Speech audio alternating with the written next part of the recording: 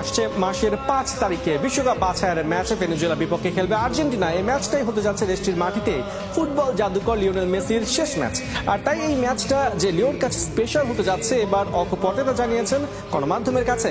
ESPN কে এই footballer জানিয়েছেন এরপর আর্জেন্টিনায় কোনো ফ্রেন্ডলি ম্যাচ হবে কিনা সেই বিষয়টা তার কাছে পরিষ্কার না।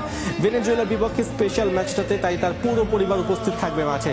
এরই মধ্যে 2026 বিশ্বকাপে টিকিট কেটেছে আর্জেন্টিনা। সব কিছু ঠিক থাকলে এই টুর্নামেন্টে খেলবেন এলেনটেন।